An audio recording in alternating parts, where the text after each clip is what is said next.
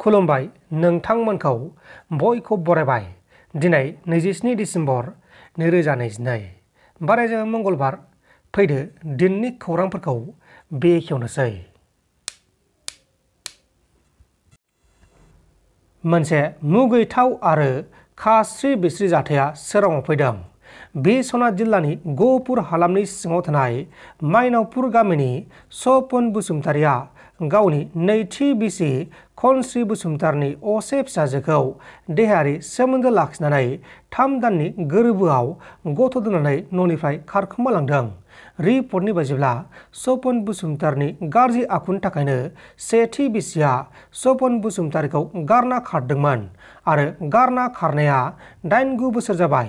उनाव हिन्जाव खारजानायलाय सपन बसुमतारिया गथ' 2 गोनांखा हिन्जाव मानसिखौ लाबोनानै जुलिबो खालामदोंमोन आरो मोजाङैनो मोजां रायजालांगासिनो दंमोन। सपन बसुमतारिया गावनि नैथि बिसिनि फिसाजोखौ जुलि खालामगोन होननानै मानसिफोरनि सिगाङाव बुंबाय थादोंमोन आरो बेबायदिनो बुंनाय बायदियैनो दिनै बे आखुखौनो दिन्थिमारबाय होननानै रायजोफोरा फोरमायदों। दानि निउसाव ओंखारदोंमोन ना नोंसिनि मोनसे निउस माबा गहपुरनि माबा माइनावपुरनि? ओंखारदोंमोन। बे नोंसोर गामिनि जादों?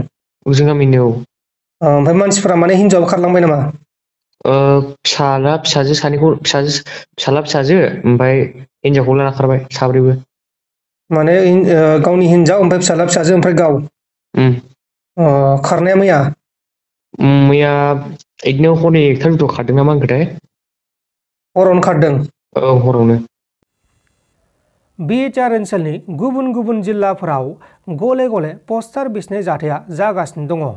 बेबायदिनो उदालगुरि जिल्लानि हरिसिंगा बियाबनि सिङाव थानाय बाथौ गुथुम थानसालिनि साखाथियाव थानाय राजकुमब्रि इंराजि फरायसालिया बे दाननि 28-29 आरो 30 डिसेम्बर खालारखालि सानथामनि आफाद लानानै रुपाथि मायथाइ फोरबो फालिथायनि बरायनाय गेट आरो माखासे पस्टारफोरखौ माखासे सिनाय मोनै दुथां सुबुंफोरा बिसिना गालांदों होननानै मिथिनो मोननाय जादों आरो बे बिसिनाय जाथायखौ लानानै ओनसोल नाङैनो दुखु मोननाय फोरमायदों।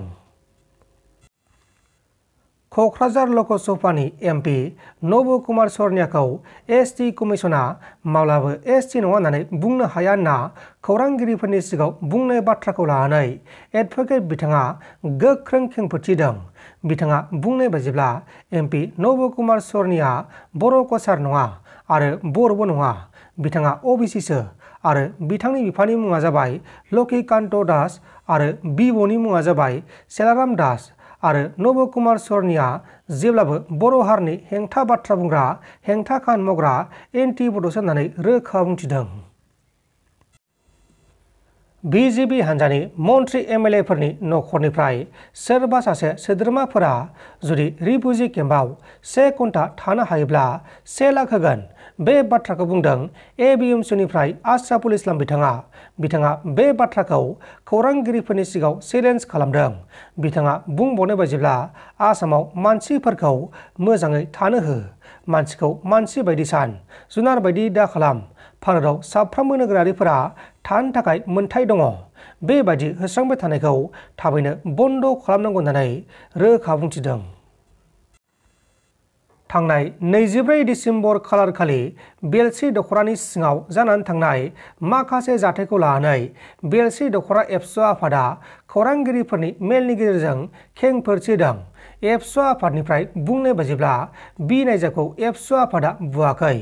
बि नायजाब बिथाङा फरायसालिनि फोरोंगिरिफोरखौ बनसु आफादाव हाबनांगौ होननानै खावलायदोंमोन आरो बनसु आफादखौ दान नाजादोंमोन।